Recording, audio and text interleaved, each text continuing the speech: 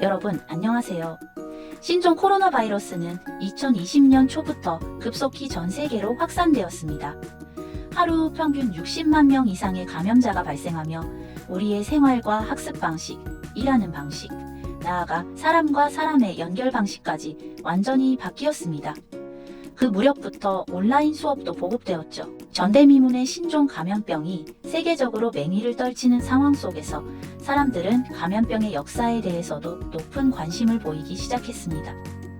동아시아에서는 19세기 개항 이후 서양과의 교류가 깊어지면서 감염병의 확산 방식과 감염병에 대한 인식, 그리고 감염병을 막기 위한 위생 개념이 크게 변화했습니다. 오늘은 근대 동아시아의 감염병과 방역에 대해 함께 배워보겠습니다. 근대에 대해 설명하기 전에 먼저 전근대 동아시아 사회가 감염병을 어떻게 인식했는지 살펴보겠습니다. 전근대에는 감염병을 역으로 파악했습니다. 역이라는 말은 집집마다 문과 문을 넘어 널리 전염되는 병을 가리킵니다. 일반적으로는 천지에 편재하는 역기에서 비롯된다고 이해되는 한편 귀신의 저주가 원인이라고 믿었습니다.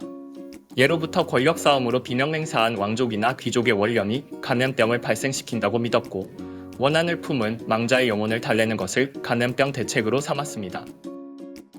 당시 사람들은 감염병의 원인이 바이러스나 세균 등의 병원체라는 것에 대해 과학적 인식을 갖지 못했던 거네요. 그래서 감염병에 대한 대응도 굿이나 제사 등 종교적, 의례적 방법이 중심이었고요.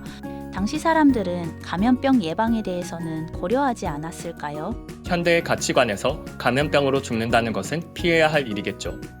하지만 근대 과학의학이 일반 서민들에게 당연한 규범으로 정착하기 전에는 다른 세계관 속에서 살았습니다.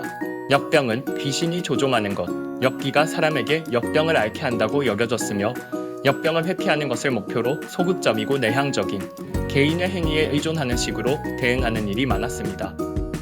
또한 역병에 감염되는 것은 자신의 천명으로 여겨졌기 때문에 정부가 관리하는 사안이 아니었고 역병을 예방하는 방법도 진지하게 고려되지 않았습니다. 그렇다면 동아시아 국가들이 감염병 대책을 바꾸게 된 배경은 무엇이었을까요? 19세기 후반부터 서양과의 교류가 활발해지면서 서양적 공공위생관념은 점차 과학과 문명의 상징으로 여겨지게 되었습니다. 또한 콜레라나 페스트, 천연두 등 급성 전염병 유행이라는 직접적인 자극을 받아 역병 대책도 역병으로부터의 회피와 치료라는 소극적 입장에서 방역이라는 적극적 방법으로 전환되었습니다. 근대의 방역은 이념적 측면에서는 예방을 더욱 강조하고 대책 측면에서는 위생 환경을 적극적으로 정비하여 역병 발생을 예방하고 감소시켰습니다. 그리고 소독, 역병 검사, 강제적 인공 검역과 과학적 연구 등의 수단으로 역병을 억제 극복하려고 했습니다. 감염병 유행이 계기가 되었다는 점에서 처음 그 충격을 받은 곳은 역시 서양과 밀접한 관계를 맺었던 개항장이 아니었을까요? 맞습니다. 개항장은 상업거래와 물류의 거점인 동시에 해외에서 급성 감염병이 유입 확산되는 입구가 되기도 했습니다. 서양 열강에 의해 동아시아가 세계시장에 통합되고 교통혁명으로 전례 없는 인구 이동이 발생했습니다. 역병을 따라 위생과 방역이 뒤늦게 들어온 것입니다. 예를 들어 개항장을 중심으로 콜레라가 빈번히 유행하게 되었습니다. 1886년에는 한반도 각지에서 콜레라가 유행하여 사망자가 수백만 명에 달했다고 합니다. 같은 해 일본에서도 콜레라가 대유행하여 전국에서 약 11만 명이 사망한 것으로 기록되어 있습니다. 이로 인해 개항장에서는 검역 규칙이 제정되어 실제로 시행되었습니다. 그리고 개항장은 의학 연구의 진전과 방역 현장을 연결하는 장소가 되었습니다. 일본 신권 집회의 초산이 된 기타자토 시바사부로는 나가사키현으로부터 콜레라에 관한 세균학적 검사를 의뢰받았습니다. 나가사키 자체가 콜레라 연구의 필드로 제공된 것입니다. 그렇다면 개항장은 감염병의 충격을 받는 한편 가장 빨리 방역 체제를 구축하고 의학을 발전시킨 장소라고 할 수 있네요. 하지만 개항장에는 자국민뿐만 아니라 외국인도 살고 있었고 관리 면에서도 외국 영사나 자국 정부 등이 관여했습니다. 실제 방역 과정에서 대립이나 충돌이 일어나기도 했을까요? 동북아 역사재단의 박한민 선생님께 여쭤보겠습니다. 방역 대책의 제정과 시행에는 각국 외교관들의 이해관계와 국민 보호 의도가 복잡하게 얽혀 있었습니다. 규칙의 내용이 합리적이어도 그대로 실시하는 것은 현실적으로 어려웠습니다. 더욱이 검역 규칙을 제정하여 외국인에게도 적용하려는 시도는 조약 체제에 규정이 없는 내용을 일방적으로 실시하게 되어 많은 어려움을 동반했습니다.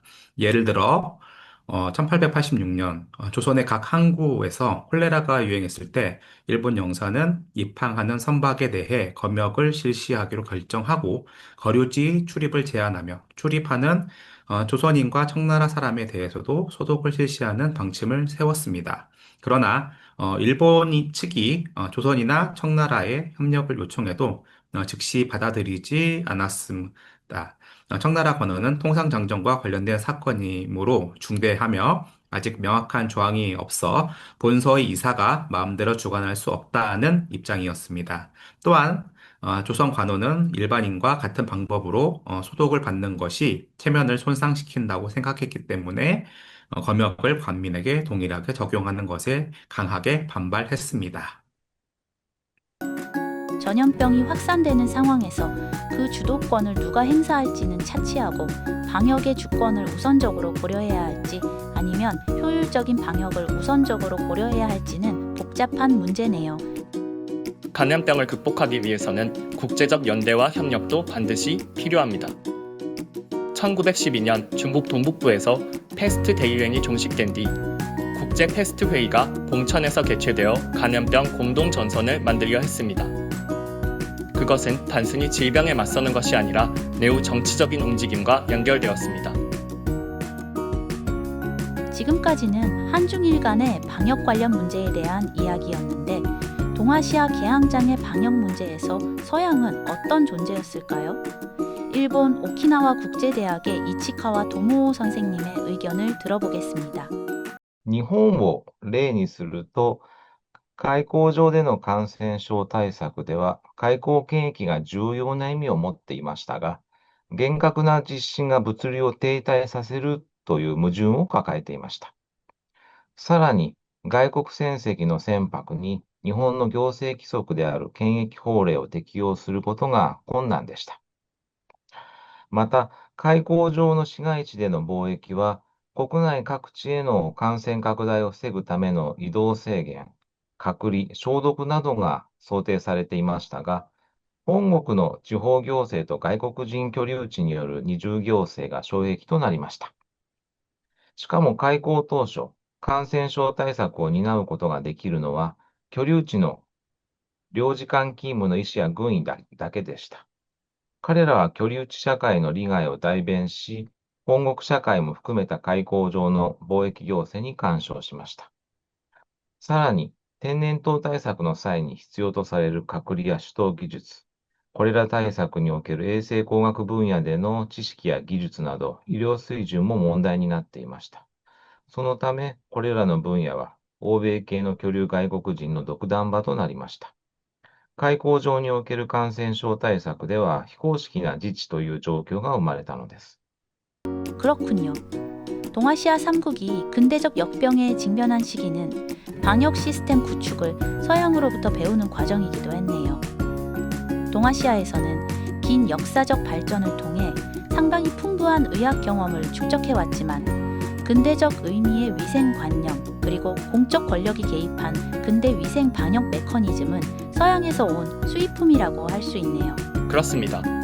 원래 개인에게 속했던 위생 문제가 민족의 흥망에 관련되어 국가의 문제로 바뀌기 시작했습니다.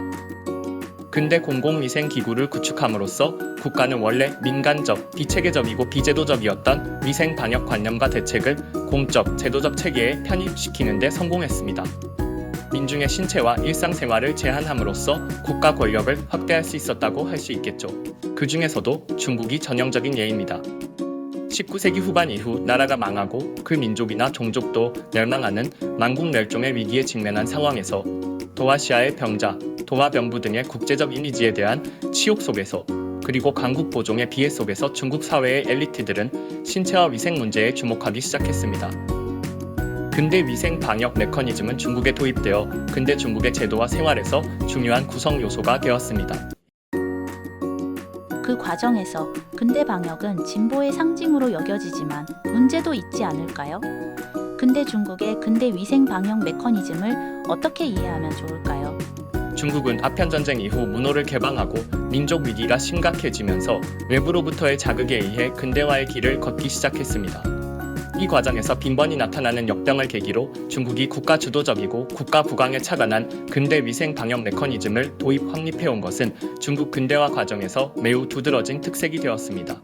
국내외로 어려웠던 상황이었기에 당시의 중국 엘리트들이 전통적인 역병 구급 치료의 유산을 세밀하게 정리하고 근대 위생 제도와의 유기적 융합을 생각할 충분한 여유를 갖지 못했다는 점도 고려해야 합니다.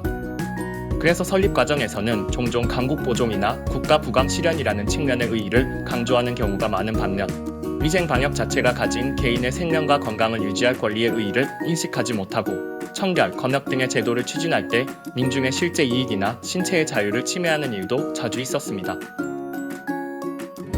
또한 국가 위생 행정의 확립에 있어 그에 상응하는 감독과 제한 메커니즘을 구축할 수 없다면 정부의 기능은 종종 근대화라는 명목하에 무한히 확장되어 민중의 실제 필요를 중시하기 어렵게 됩니다.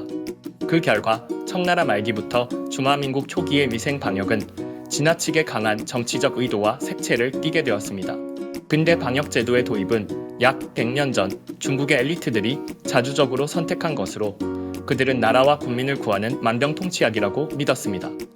하지만 당시에는 그 필요성이나 그것이 정말 맞는지까지 깊이 생각하지 못했습니다.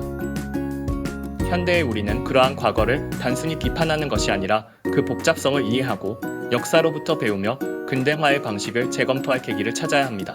위 선생님께서 근대 위생 방역 메커니즘의 특징을 설명해 주셨습니다. 마지막으로 윌리엄 맥닐의 역병과 세계사라는 책에서 한 구절을 인용하겠습니다. 과거를 아는 것처럼 미래를 예측할 수 있다면 전염병의 영향은 결코 무시할 수 없습니다. 기능, 지식, 조직은 변하지만 인류가 역병에 직면했을 때의 취약성은 변하지 않습니다. 인류가 태어나기 전부터 존재했던 전염병은 항상 인류 속에 존재하며 지금까지처럼 인류 역사에 영향을 미치는 기본적인 매개 변수와 결정 요인 중 하나가 될 것입니다. 앞으로 또 새로운 감염병에 직면할지도 모릅니다. 그때 감염을 막기 위해 국가는 여러 대책을 세울 것입니다. 하지만 그 대책이 우리 한 사람 한 사람의 생활과 행동에 어떤 영향을 미칠지도 생각할 필요가 있습니다. 오늘 여기서 배운 역사를 되돌아보며 함께 생각해 봅시다. 시청해 주셔서 감사합니다.